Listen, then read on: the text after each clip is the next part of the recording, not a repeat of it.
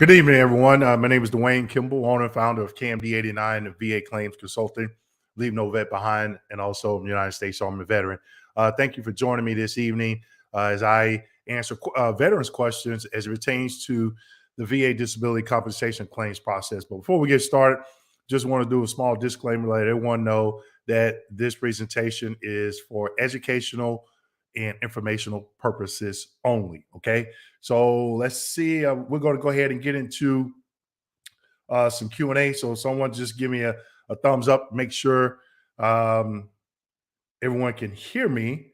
I think everyone should be able to hear me. Let me check my settings. I just checked it earlier.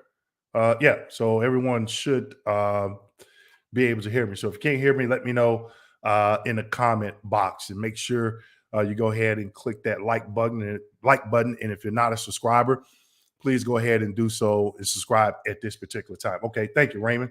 Definitely appreciate it. This evening, I'm going to go ahead and get right into the Q&A. I am a little bit under weather. I tested positive for COVID yesterday, so I'm a little bit drained today, and I didn't want to cancel this evening's event. So just bear with me. I'm going to be going through some questions, but I'm going to do a hard stop at 8 p.m. Okay, and I do apologize if I call for anything. I'll try and mute my mic if I feel it coming on. All right. So we're going to go ahead and we're going to get into the Q&A. If people want to let me know where they're from, please do so. So our first question is Eagle Wings. I think I answered this. Eagle Wings, thank you for all you do. Not a problem. Definitely appreciate it. It's my passion. I'd like to know when the veterans apply for sleep apnea secondary to PTSD and get denied because the rater or VES believes they are not related. If I think you said you had a CMP exam. So if you had a CMP exam, it's not the rater saying no, it's that doctor, or I'm sorry, the CMP examiner saying no. So if you have a copy of your VA claims file, which should include the CMP exam, which will have the medical opinion rationale there, in the rationale, they have to explain why they gave a negative opinion. Okay. So you have to get that, and look at why they said no. Most VA doctors, VA CMP examiners and third-party contractors say no.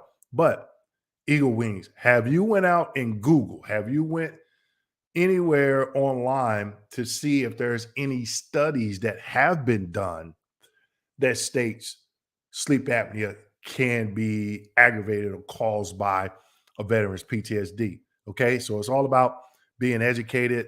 I just wouldn't leave it up on the VA to make the decision, but it's all about being educated and going out there and doing our own research. Okay. Um, let's see. Okay. Hi, Dwayne. Thanks for doing these live streams. Not a problem. I like it. It's just today I am I just had some family friends in town this weekend, and yesterday was just not good for me. I'm feeling a little bit better today, but I definitely want to get on here tonight, just answer some questions. Okay. For vets who live overseas, might you be able to share where they can get reliable information on what is covered for their benefits? All right, it's depending on, what do you need? Now, are you saying veterans benefits outside of the VA in another country?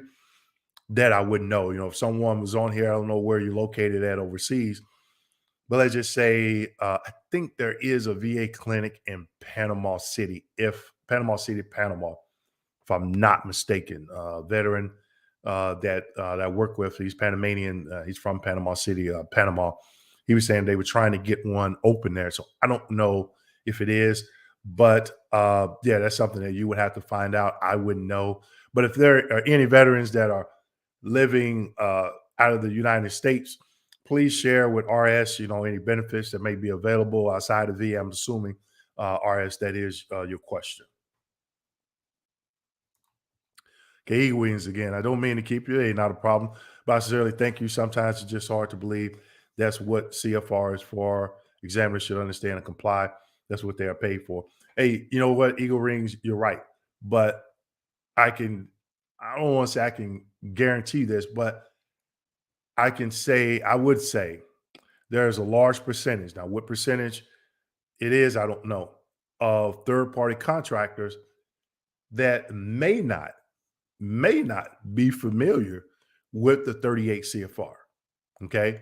So, one thing that I did when I went into those exams, I was making sure that I was telling them what was what. Give you an example. Let's just say you've been out of the service for, in less than 1 year. Okay. Let's say you got out, May 1st of this year. And you say, okay, I'm going to claim bilateral ankles, knees, hips, back, neck, shoulders, elbows, and wrists, arthritis. But you're claiming it as a 1 year presumptive. So think about this, Eagle Wings. How many examiners do you think know about 38 CFR 3.309 subpart A, which arthritis is a 1 year presumptive? How many veterans know that?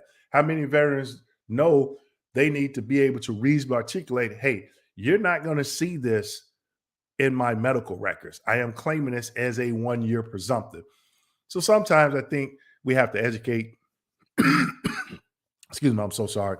We have to educate um, these examiners on what we're claiming and how we're claiming it. Just don't for me, I didn't leave it up to them to make that decision. I was trying to do things to be proactive to help them say yes, it is service connected. Okay. Now, if you get an examiner just that think this is a welfare system, they're just going to deny it just because, regardless of what evidence that you have. And that happens to me with a couple of VA CMP examiners at the Tampa VA CMP, Tampa CMP office, okay, here in Florida. But it's nothing that you or I, anybody can do about it. You just have to prepare yourself and make sure that you're proactive and you got a game plan. So if it comes back negative, you know what you need to do. Okay. Danny Hiller, I was denied tinnitus at my CMP exam, but the CMP examiner say my hearing loss was least as likely as not due to military service. My MOS was 13 Bravo. Cool. Danny, I was a 13 Charlie. Worked in, I was a battalion FDC chief when I got out. 13 Bravo shouldn't the hearing had granted me the 10%. There's no way that I can answer that, Danny, because one, I'm not looking at the information, and two, I'm not an audiologist. Okay, so again, do you have a copy of that CMP exam to see the examiner's reasoning as to why they said your tinnitus? Yes, your tinnitus is not due to you being a 13 Bravo. One of the things, actually, Danny, if you go to my channel, I did a video. That I think I did another throwback video or something where I talked about tinnitus and I talked about being exposed to acoustic trauma while walking past one of those howitzers, in the motor pool, get to my vehicle and pulling maintenance and being in the field. Especially if you went to Grafenveer live fire, we would sit up on the hill we would set up across the street from 13 Foxes, across the street from the impact area up on the hill. And all night you just like, bloom, bloom, bloom, whenever we were doing fire missions. So, again, how did you reasonably articulate that? But most importantly, if you have a copy of that CMP exam, that rationale, why did that doctor, that examiner say no? I think that's key, and it should shed some light on the situation. Okay. Besides requesting FOIA records from VA, all records from NPRC. All right, I see you with the acronyms, RS, National Archives. Are there any other locations to request records from? Are there service branch entities to request from? Sometimes VSRs will do, I can't think of the search that they do. They'll pull, like, especially like with the Navy, they'll pull deck records or something like that from Department of the Navy. Um, the Army, if they had to pull like some CID reports or something like that, they'll go out to those different entities. But outside of submitting a FOIA request to the VA to get what they have, if you go to, oh shoot, the RMC in St. Louis, But if you already filed a claim, that should already be, all that information should be uploaded to your VA electronic claims file. I'm sorry, my cough is coming back. I was doing fine. I filed a high level review for my tinnitus being denied, but I missed my formal phone call with the high level reviewer. What happens next? Well, Danny, someone had told me, and they do it a little bit different when I did my appeal, but one of my clients had told me, and even I think I did a video on this, where they have to call ahead of time to schedule a time, date and time. And, and it's up to you to make that appointment, especially if I know things happen, things, life stuff comes up. And if you know you're not going to miss it, you might be wanting to call the VA National Call Center. So there's a note in your file. So when that person, gets ready to call you and something comes up, hey, I'm not available. Let's reschedule. Call me at this time instead or something. Okay. So my question to you, Danny, did you call and tell them, put it on record that, hey, I missed a call because of, maybe had a family emergency or whatever the case. So I can't say exactly what's going to happen next. They may try to go ahead and just do the claim, but still, we have to understand how a high level review works. You used to could submit evidence. You cannot do that anymore. So they're going to look at, did the system break down anywhere? Was something not followed? So if you claim tinnitus, you file a claim due to acoustic trauma as a 13 Bravo, they schedule you for a CMP exam. You go to that exam, you articulate to the examiner as to why you feel being a 13 Bravo caused you tinnitus and what your symptoms. If that doctor says no, 9 times out of 10, when it gets back to the regional office, the rater is going to deny the claim. Nothing broke down in that process. And more than likely, they probably uphold that denial. Now, I'm not saying that they will, because I'm not looking at the evidence. I'm just talking about how they look at the process. Did it break down anywhere? If it didn't, then the process worked the way it was supposed to work. You just got denied. Okay. And that's unfortunate. I'm not saying that you should have gotten denied, but just to say, oh, I want to do a high level review. What's your facts and basis on a high level review? Why do you feel, what facts can you prove to that DRO this was broken? The process was broken here. This should have happened. And just saying, oh, I should have been service connected because I'm a 13 Bravo, it doesn't work quite that way. Okay. So we have to make sure we become educated. And I did some high level review videos.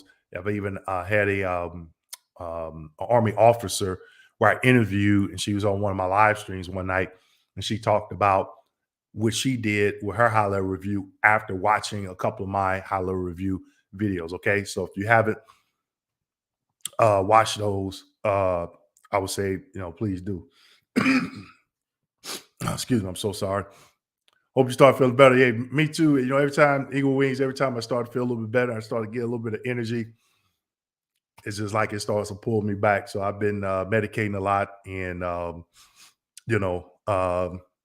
so after this, like I say, it's going to be a hard stop at 8:00, and I'm gonna go back and lay back down. But I just wanted to make sure I got on here. I didn't want to cancel it. I wanted to make sure I got on here and answer your veterans questions. Dwayne, your selflessness is amazing. Hey, thank you, Aris. Thank you for doing what you can for us. And I am sure many others pray for the good health. Please keep doing great things. Hey, I definitely appreciate it. And like I said, if you look at some other videos or some of my live streams, for those of you that support me during my veterans roundtables every month, this is my passion. I like educating veterans on the claims process. I don't advise you on what you should or shouldn't do, other than I feel you should get educated. And I don't represent veterans. I educate veterans on the claims process. We have to become educated. Like, I did a video where I talked about my VA claims experience as a RVSR/rater, VA rater. And when I filed my first VA claim, didn't know what the heck I was doing, second day on the job. And that 5-minute mistake, a conversation I had with another VA employee caused me 4 long years of frustration. Okay. So I do this to help alleviate your frustration, okay, and to enhance your knowledge so you may be able to maximize your benefits. Okay. Traveling Terry, hey, congrats again, sir. Sorry to hear about the COVID. Hope you can get through it quickly. Yeah, me too. Congratulations to you, Terry. I won't tell everybody why I'm saying congratulations unless you would like to share.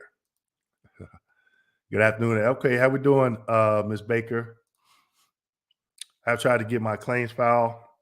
I contacted the VA Soul White House hotline and did a FOIA request.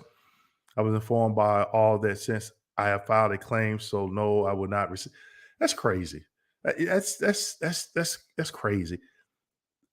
Annette, look at a video. I think I did it either first week or second week of December 2020, where I called and filed a complaint with the VA White House hotline because I was coming up on 12 months, it being 12 months before I was getting my claims file.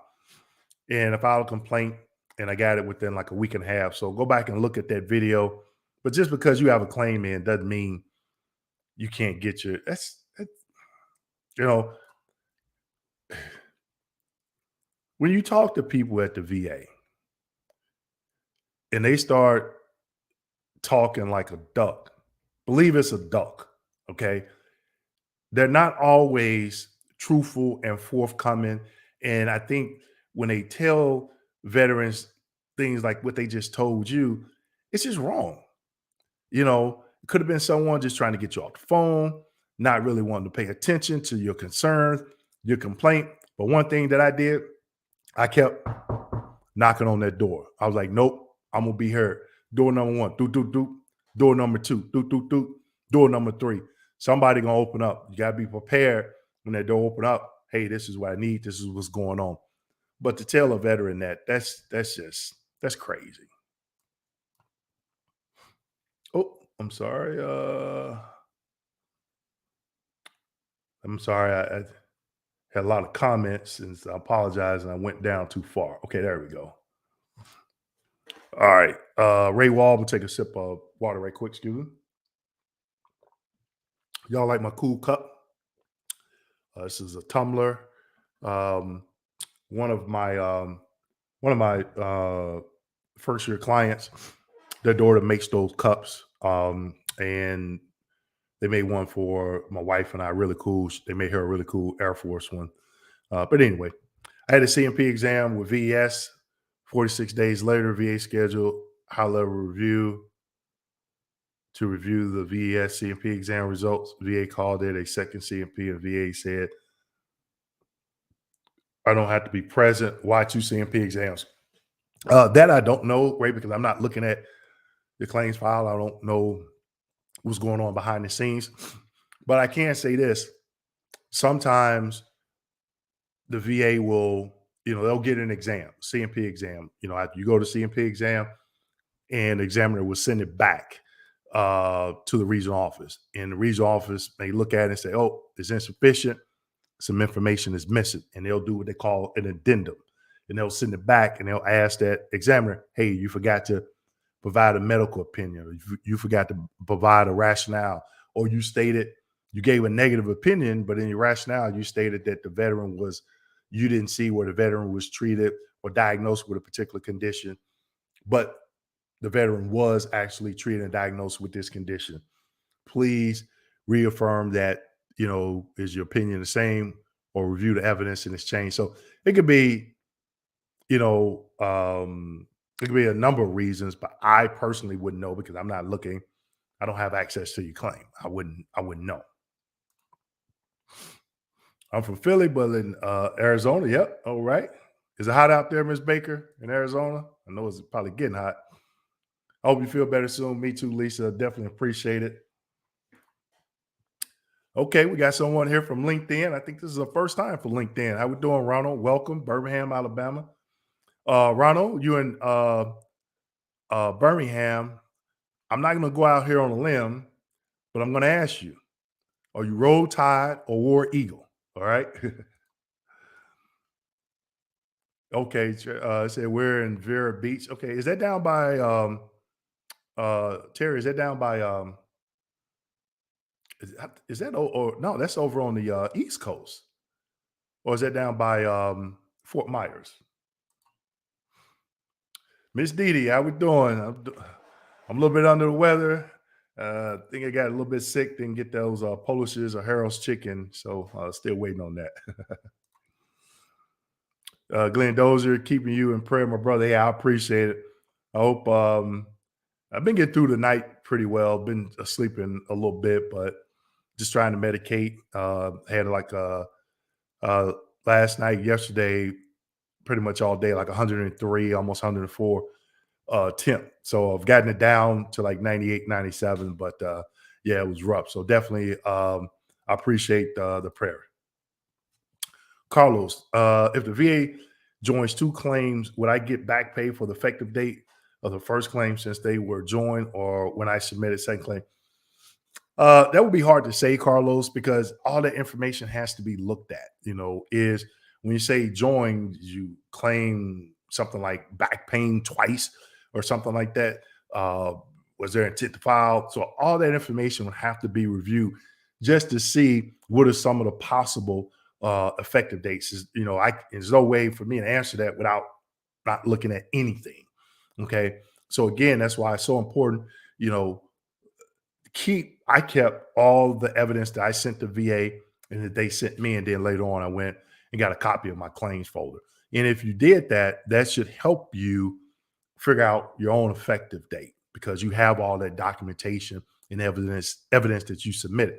So depending on how they combined it, if you claim right knee pain and then came back in and claim right knee arthritis, yes, they're going to combine that. And more than likely, if they do, it's going to go with that first effective date, intent to file or whatever. But again, I'm not looking at any of your information. So I can't say, oh, they're going to go with this effective date or that effective date. Excuse me, I'm sorry.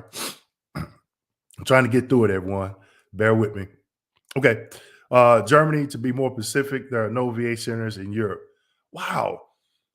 Man, I'm surprised because it's none. RS is none. You know what? I think there may be some VSRs, but no medical clinic at Ramstein Air Force Base. Huh. Wow. Yeah, yeah. Hmm. Uh, yeah, so it's going to depend on what benefits you're trying to get. That I wouldn't know if it's outside of the VA, but again, if you're just trying to get medical evidence, then you can submit, for your request, or if you're trying to get progress notes from, if you were treated previously stateside at a VA medical facility, you got um, my healthy vet. But I had a client in Normandy, France, and he had to go to Paris for a CMP exam, and then he had to go to Frankfurt, Germany for a CMP exam. And I know, I think it's Pittsburgh regional office um, covers Europe, if I'm not mistaken. But check the M21 reference manual to see um, which regional office covers Europe. And then, contact, I tell you what, contact, there should be VHA. Go to VA's website, but you want to go to VHA, Veterans Health Care Administration, and start looking up medical locations in Europe and just see what comes up. Do a search on the VA's website and see what comes up. There may be a contact number or something for you to find. So if you need some treatment, they may say, okay, we have these, examiners in Frankfurt, Germany, or Schweinfurt, Germany, Würzburg, Germany, Nuremberg, or wherever, and you can see them at no cost. So I will go to their website and just do a search for VA healthcare in Europe or something like that. Okay. For the second claim, that's the question. Yeah, Carlos, I wouldn't know without looking at it because you got to think about what are they combining, what evidence did you submit, when is there intent to file. There's so many other questions that I would have before I can even try to answer that question. I definitely have to be looking at all that information. James, I took a CMP exam for headaches as well as vertigo. Have not heard anything yet. It's been 3 weeks. Also seeing a chiropractor for back, neck, shoulder, spine. Is that good for claims? What you seeing a chiropractor or 3 weeks? 3 weeks. There's no set time frame. But again, the question that you didn't ask, James, is, or you stated, but the question I have for you, these conditions, where do they fall? The back, neck, and shoulders, where do they fall under the 5 ways of service connection? How are you claiming them? And once you figure out under the 5 ways of service connection, what evidence do you have? Do you qualify? Okay. So just saying, hey, my back hurt. I've been seeing a chiropractor. Oh, and it's due to the military. It's not that easy. Okay. You got to ask yourself, is it documented? Do you have a parachute badge? There's so many other questions out there that need to be answered. Okay. Carlos, hi from Puerto Rico. All right. I have supplemental claim for asthma for 5 months and no answer. How long? I can't tell you that, Carlos, because I don't know. Anybody can't tell you that. I could say, oh, it shouldn't take that long. You should hear something next week and then it'll be next month. Or I may say, oh, you may not hear anything until December and then you may get an answer in the mail tomorrow. So when it comes to claims, filing claims and the timetable, there is no set time. Okay. Excuse me. I'm working through it, everybody. Bear with me. Excuse me for coughing. There's a VA Medical Center in Manila, Philippines. Okay, Sam. Yeah, I have heard that. So yeah, just like I was telling a veteran earlier, uh, go to the VA's website. Just type in VA Medical Center in Europe and see what comes up. There is one in Manila, Philippines, and veterans that are in that area have to go there. But somewhere in Europe, if there's not, they may have another program, chance program set up or something like that. Oh, wait a minute. I missed somebody. It's that time. How we going? How we doing this evening, New York City? Okay, Brian Montoya. How we doing? Hey, appreciate the super sticker, Elder Wayne. Is fibromyalgia the same rating code as chronic pain, or can I claim both? Whew, I would have to look under the musculatorial body system. I don't want to say yes or no. I would have to look at that. Brian, have you looked at the diagnostic code for both? I can't. I want to say it's 5027, maybe 47 for fibromyalgia. I'm not for sure. I would have to look that one up. But good question. Definitely good question. Yes, and you could claim both, because what if, and I'm not a medical professional, but what if fibromyalgia is like in only certain joints and your chronic pain is in other joints, which is sort of, I think, and I would have to do Google the definition of both, but painful joints. Okay. But it depends on what the doctor diagnoses, which joints is going to determine if they combine them or not. Oh, I'm sorry, Brian.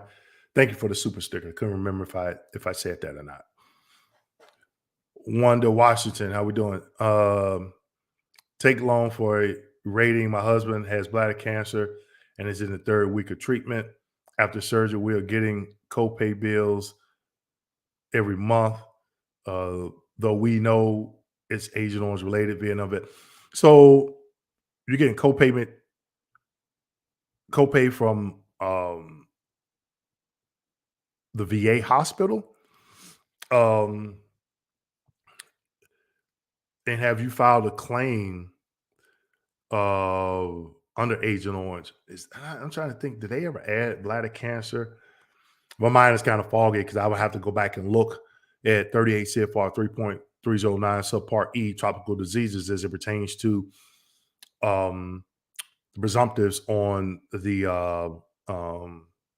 presumptives under the 38 CFR. So if anybody can go, because I can't do it right now, go look up 38 CFR 3.309 subpart E tropical disease and see if bladder cancer is on there. Now, Ms. Washington, if you are using your private insurance, then yes, you will have a copay. A lot of times I have a private doctor and I have a doctor at the VA. So I know every time I go, I don't even use Champ VA. Every time I go to my private doctor, I pay my $30 and that's it. And that's just me. I don't want to be bothered with the VA. But also, if they refer me to a doctor, I do not sign that medical financial responsibility waiver or whatever it is called. Okay. Because they referred me. So it happened to someone that I knew that I was like, hey, when you go, they're referring you. Don't sign that form because the VA takes a long time to pay these doctors. And they want you to sign that form because they're like, okay, well, it's been 6 months, haven't got any money from the VA, so we're going to ask you for it. Nah, nah, nah, nah, nah, nah. I'm not signing that form. I got a referral from the VA. I don't care if VA takes y'all a year and a half. It's not my problem. I'm not signing that form. And if you refuse me treatment, even though I have this referral from the VA, I'm letting them know because now they got to send me to somewhere else. So I had a couple of doctors. One, like for my custom orthotics, I've been going there maybe like 5-6 years, maybe longer. Never had a problem. But when I initially went, they tried to get me to sign that form. And I was like, no, I'm not signing it because I'm not going to be financially responsible for this bill if the VA doesn't pay it. Because the person I knew, now they're talking about, oh, we're going to send it to collections. And they're like, wait a minute. The VA referred me. And guess what? She called the doctor's office. They're like, well, you signed this form. We can't get a hold of anybody at the VA. And then this veteran calls the VA and they're like, well, we did this. It's always something. Okay. But if it's a referral, Ms. Washington, did you sign that medical release responsibility, whatever it's called? Okay. Okay. Raymond, does contacting and or calling the White House 800 number and contacting a congressman help you if you're going to be denied a second time during Halloween? It's not going to, I don't think it's going to, and Raymond, it's just my opinion. As I stated earlier, what facts or law are you claiming that the VA violated in the claims process? Okay. Then, letting them individuals know, but it's just going to go and they may send something, the congressperson may send something to the VA saying, hey, this, and this, but let me give you an example. Let's say I gave you that example earlier about a veteran going to the CMP exam and, excuse me, I'm sorry. He went to the VA exam and they had a negative opinion.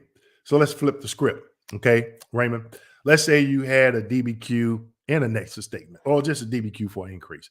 And the VA scheduled a CMP exam and you decided not to go, which that's your option. It's up to you. But let's just say for all intents and purposes, you had actionable insufficient DBQ and you went to, you didn't go to the exam and they deny your claim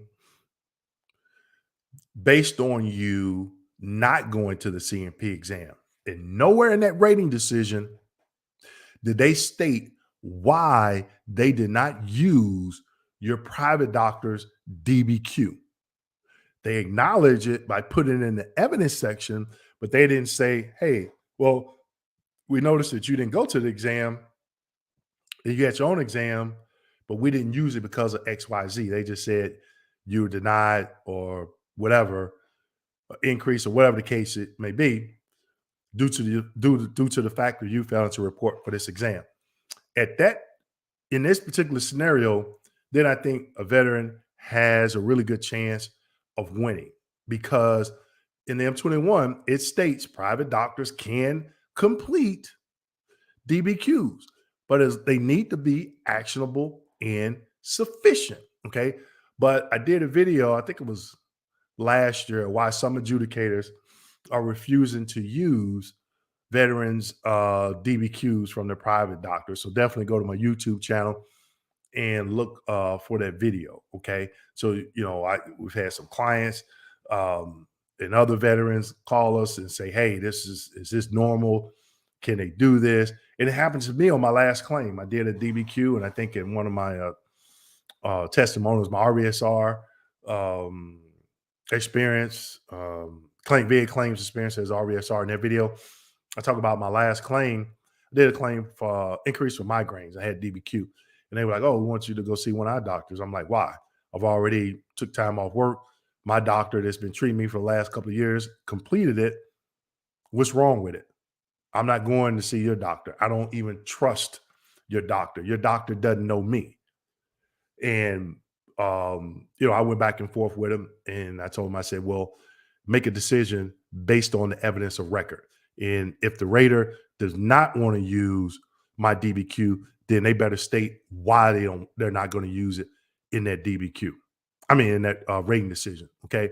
About a week and a half, 2 weeks later, I got the rating decision in the mail, granted me the increase. Now, I didn't threaten them or anything like that, but I'm just like, hey, why do I need to go when you already have evidence that you can use? Okay. So I've been seeing that a lot, especially in the last year and a half.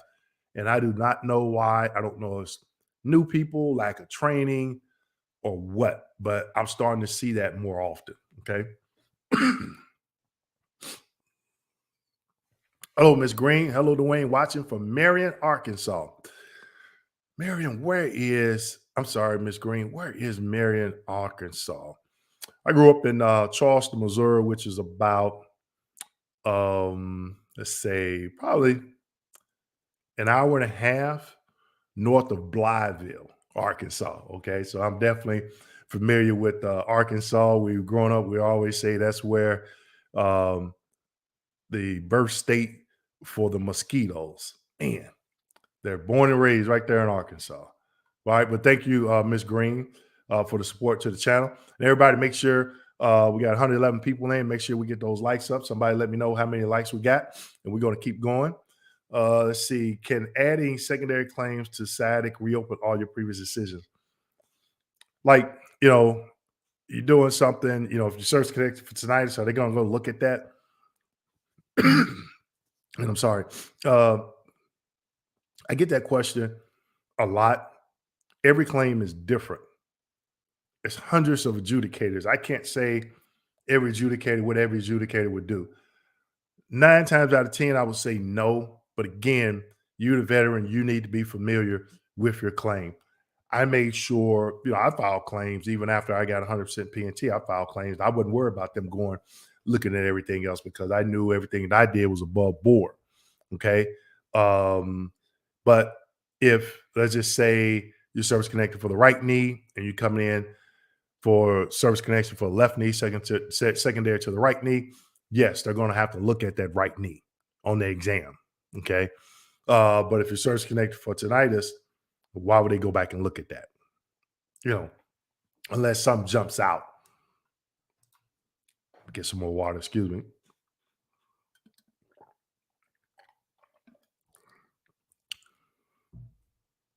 Does loss of use of a foot or hand include frozen wrist and ankle? I'm not a medical provider, but I would say, did your doctor give you a diagnosis of ankylosis for a particular joint? Did you get something, a joint fused in your wrist or back or something like that? Do you have a diagnosis of ankylosis? And a lot of this, I tell people, okay, Fort Bragg, I see, but you always remember first cab leads the way. Um, but Lisa, go to, I'm trying to think, go to the M21 and type in ankylosis and see how the VA defines it. Do they define it as loss of use? Okay, it could be, especially if if the full joint is frozen and you can't move it. So or is just dangling or whatever. But I did a roundtable a few months ago where I was showing people how to go and subscribe to the M21, how to research the M21, how to subscribe and get updates um, and stuff like that. Because unfortunately, I don't know a lot of this stuff by heart. I know some 38 CFRs because I've been in them, worked with them on numerous occasions, but I do know where to go and find this information. So start with the M21, and then, and the reason why I say start with the M21 because it's easier to search. If you just go to the 38 CFR, you're going to see this laundry list of links. And you're going to be like, where do I start? Where you go to M21, and you click on M21, you can do a search like for ankylosis or loss of use. And all these M21 references, which are not law, will come up. But the cool thing about it, when you find the one that pertains to what you're looking for, it may have a 38 CFR link at the bottom or court case or something like that. All right. So that's why I like doing that search that way. Carlos, I just got raised 50% for mental health. I feel it should have been 70. If I obtain a private DBQ, what's the change if it meets the criteria of what I need, new CMP? That would be up to you. If you want to do a DBQ and or a new CMP exam, but do you know what the 70% criteria is? Do you meet it? Okay, so that would be between you and that mental health professional, especially if you're getting a private DBQ done. Do you meet that criteria? But going to the general rating criteria for mental diagnosis, seeing, okay, what is the criteria for 70% and what is the criteria for 100? And your private mental health provider, then, when they fill out the DBQ, will be the determination if, you get that increase. Okay. Okay, here we go. Hello from Arizona. How we doing? And I think, Mr. Spree, you sent me a comment. I think I replied to your comment on YouTube. So for those of you that has left me comments last week I was at small business leadership conference in Orlando from Wednesday to Friday. Then I had some family in town, friends and family in town this past weekend. So I was trying to go through, and I do apologize not getting back to the comments, my YouTube comments earlier, but just had a lot going on here at home.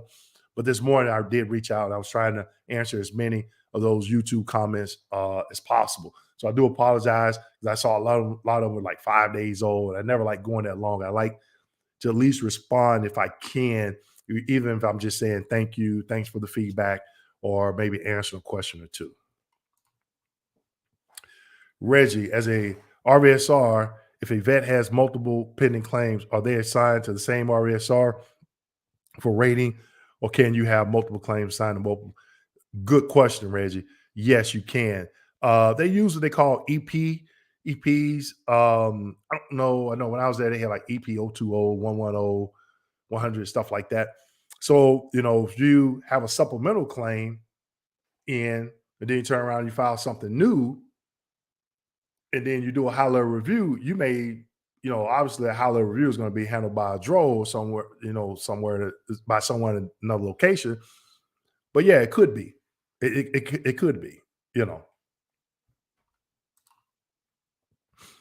Sam, veterans living outside the USA can sign up through VA for the foreign medical program, where the VA will pay for your health care at medical facilities or doctors in many overseas countries. Hey, Sam, thank you for that information. So whoever asked me that earlier, go to the VA's website, type in FMP or foreign medical program in Europe, whatever, start your search there. Sam just gave you some good information. So again, thank you, Sam. It's all about veterans, educating veterans and everyone getting this knowledge. Okay.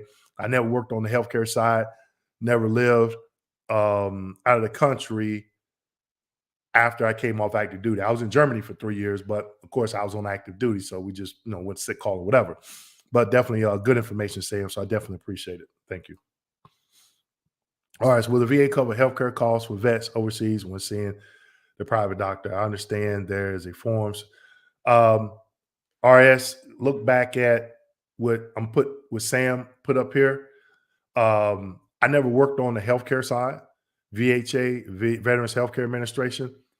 So I would not know the answer to that question. I'm very familiar with the benefit side. So healthcare side questions, unless I know someone went through something personally, I stay away from those questions because I don't want to give you the incorrect information. But Sam just put here foreign medical program. Okay, we got about 4 or 5 more minutes. Answer a couple more questions. I'm waiting for my rating for my back, but have a 30-degree forward flexion. Is that 40%? Good question, CB. Have you looked under the general rating criteria for that? And I believe I'm going to go out on limb here, less than 30 degrees. So if it's 30 degrees, more than likely it's going to fall under 20% because that wording is kind of tricky. Less than 30 degrees. But look at the general rating criteria for the back and the neck, and you'll see 40%. But I believe it reads forward flexion of less than 30 degrees, and then 30 degrees to whatever falls under the 20. Okay. So people, you got to do that research. I don't mind though you're asking me, but you got to do that research. And CB, you're close. So again, it's less less than 30 degrees. Okay. Ronald, on my initial exam for PTSD, the examiner based it solely on my combat action badge. 30% I discussed anxiety issues prior to. Okay. And one thing, I tell people is when it comes to mental health, I'm no mental health provider, but how do you reasonably articulate your symptomology? So you got a CAB. What caused you to get that CAB? What trauma did you go through? And then ask yourself, how has it affected you since service? And how has it affected you presently, socially, and occupationally? Only the veteran can answer that. Okay. And then explaining that. I did a mock CMP exam with one of my employees back in January, and he pulled out, we were going through, and I even did a video on what things that veterans fail to take with them to a CMP exam, that DBQ. Did they check this box? Especially on the mental health, did they check all the boxes that you said you had symptoms? There's nothing wrong with you saying, okay, well, I'm going to go through and fill it out just based on what I know about myself. So when you get in that CMP exam, you're not stumbling, stuttering, or, trying to think of things, on the fly. You're like, hey, I got these symptoms, I got this, but that's totally up to you if you want to do that. But again, it's about being educated. What is the criteria? For that particular mental health. Where do you think you fall? Okay. So we got, I'm going to take one more question, 2 more actually, and then I'm gonna give some shout outs for the donations. Excuse me. If a claim for tinnitus is denied as a primary claim, am I able to try the claim is again as a secondary claim that's always, yeah, you can. Yeah, there's nothing saying that you can't. You can do that. Travel the information on requesting a claims file electronic, and it taking between 6 to 8 weeks to receive a download link. Yeah, Naughty CD. Terry, I haven't had a chance to look at that. Like I said, the end of last week was really hectic, and then the weekend, now I'm sick, so I haven't really been able to do any research, but I definitely want to look into this. And I think you may have emailed me a link or something. I think it was a video that you shared. I'll have to find that because I want to watch it and do some research, and I'll do a YouTube video on it and see what's out there. But no, Tara, I haven't had the time. I barely made it on here tonight, but yeah. So we're right at that. Oh, I'm sorry. No, we got 10 more minutes. I'm okay. Okay. I'm looking too far ahead. I'm sorry. RV, I'm working on getting service connected for right knee for my injury in service. Can I file a secondary claim at the same time for left knee? You can do that if you want. SCR is on the show. Yeah, you can do that if you want. National Personal Records Center, NPRC. Yep. Sorry, YouTube has a 200 character type limit per message. Okay. All right. Dennis says, thanks for all you do. Not a problem, sir. In providing these live streams, how soon can you request the CMP exams after the exam? Excuse me. You can request it immediately because from what I've been hearing from a lot of veterans, especially on YouTube, that it's taken them a while to get a copy of that those medical records. But Traveling Terry has sent me something. Like I said, I got to do the research on it. Of where instead of getting the CD, there's a download. Okay, so he sent me a link. I'm gonna watch that video. I'm gonna do some research on it, and as soon as I find out a little bit more, I'll definitely be talking about it in my live streams. I'm gonna do a YouTube video on it. I may even throw it up as a veterans roundtable. Oh, and why I'm thinking about that. Normally, my veterans roundtable is every third Thursday of every month. Okay.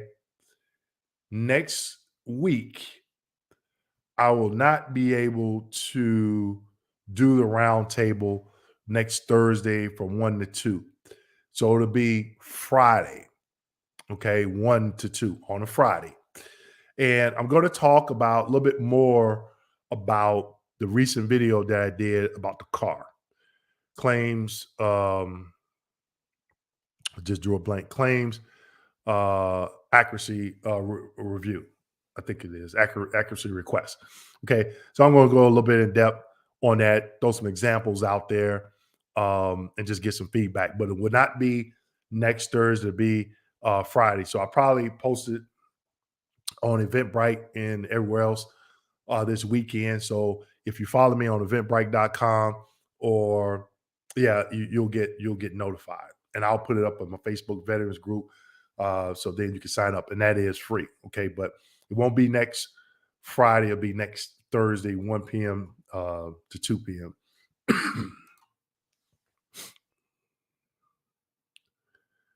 Tell hello KMD 19. Only 19. We had 113 people in here. Only 19. Okay. Wow, I remember being in Graf, Germany, 88, 89. I know, right? Would I receive my VA rating at my date of separation if I file BDD claim? I think that's kind of hit and miss. I wouldn't know because I'm not, I don't know how long they're taking to do the BDD claims. I've heard some veterans getting the preliminary rating before they come off active duty. So once they come off active duty, the next day they call the VA, say, hey, I'm no longer on active duty. They go ahead and they finalize that preliminary rating. And then some veterans, they don't get it until 3 or 4 months or even longer after they come off active duty. Okay. So I don't know if that's based on, if you file a claim on 180th day or 90th day, when did you go to the CMP exams? It could be a lot of variables that may come into play with that. Right. Okay. Excuse me. 1-1 Cav. Okay. All right.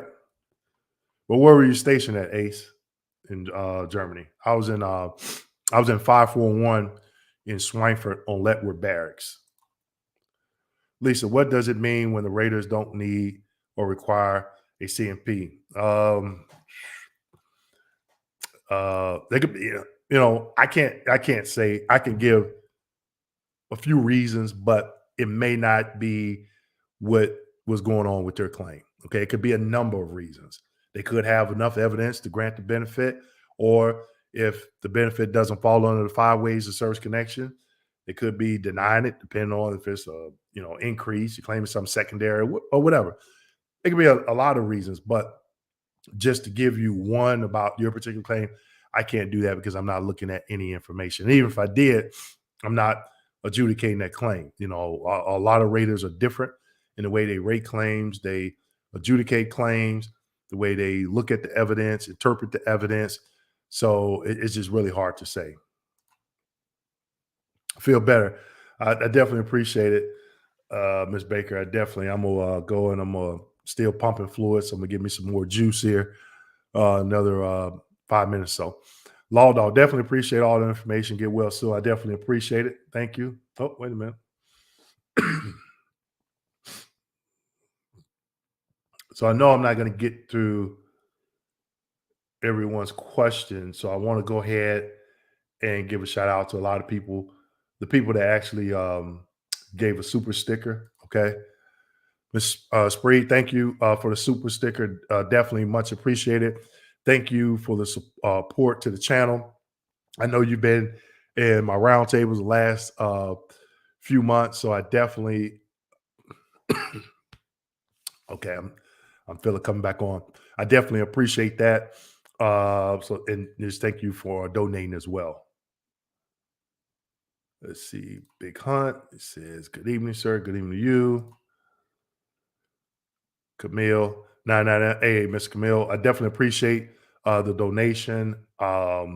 Just talked to the principal, email the principal to one of my adopted schools. So I'm going to get with some nonprofit um, after school programs here in the Tampa area. I got about 200 book bags, brand new book bags in the garage. I'm going to stuff it with filler paper, spiral notebook, composition notebooks, filler paper, and just pass them out to these after school programs in low income areas. But I was able to get that down here from Atlanta, Griffin, Georgia, based on all these donations that I've received during my my live streaming and the revenue generated from my YouTube videos.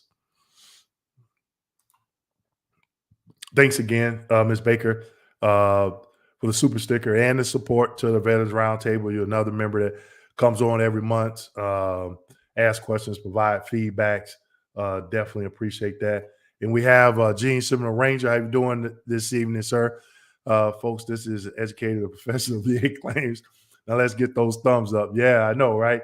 Somebody let me know how many thumbs up we got. Hello, bruh. How are you? A little bit sick. Excuse me, Mr. Hollis, but I'm trying to hang. I'm trying to hang in there. I'm trying to hang in there.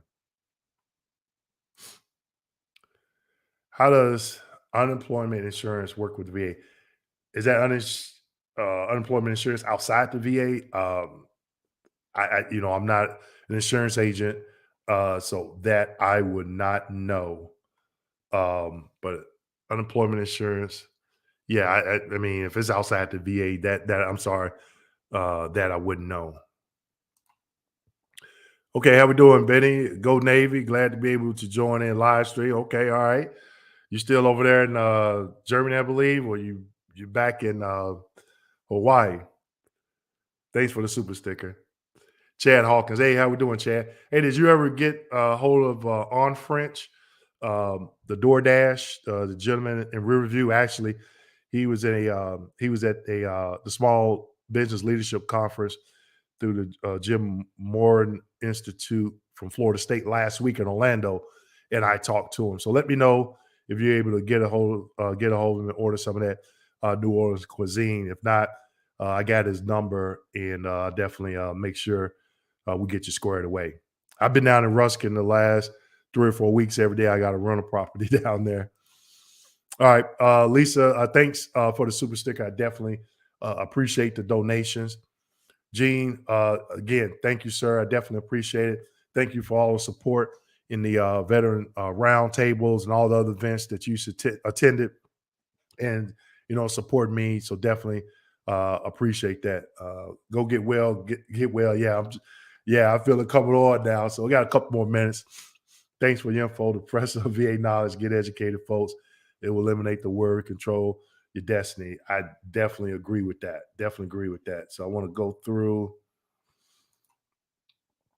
Okay, so Reggie, yep, I definitely appreciate it, Reggie, and just thank to everybody that you know that donated and everybody didn't donate it but still supported the channel.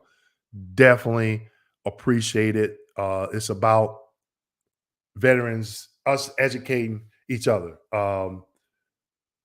Someone asked a question about um, someone asked a question about healthcare, VA healthcare overseas. And so I want to say, hey, go, check this out. So, and I didn't know that that program existed.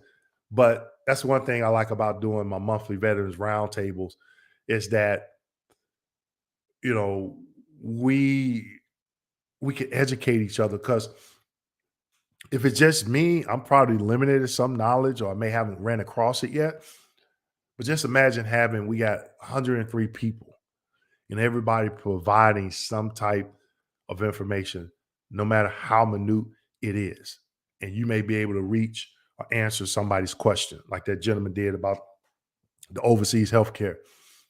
And what if somebody else sees this and they say, "Hey, go check out KMD89's Dwayne Kimball's live stream. Somebody mentioned something in the comment section. Go back and look at it. And they may help them." And it just trickles down. Okay. That's work this weight and go. Okay. Because we're educating each other. All right. Uh, okay, Chad. So you did get some. All right. All right. All right. Okay. Yeah, he's a really cool guy. Navy veteran. Has a lot of good food. So I'm going to go ahead and shut it down. Hello, Dwayne. Feel better. Thanks for answering. Of great quest plethora of great questions. Go Navy beat already. Okay.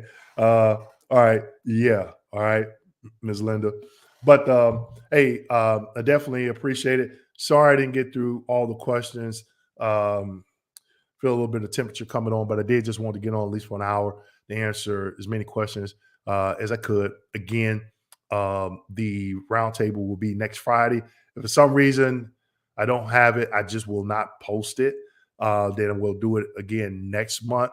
So hopefully this next couple of days, I can go ahead and beat this COVID and get retested. And VA's been giving me some crap about just getting a test. Excuse me, getting a test. That's crazy. But yeah. So with that being said, everyone enjoy your rest of your evening. Thank you for spending this hour with me and answer some questions. Again, sorry if I didn't get to everyone's questions, but I do this every other Wednesday. So the next one will be on June 22nd at 7 p.m. Eastern Standard Time. Make sure you log in early so you can get your questions answered. Thank you.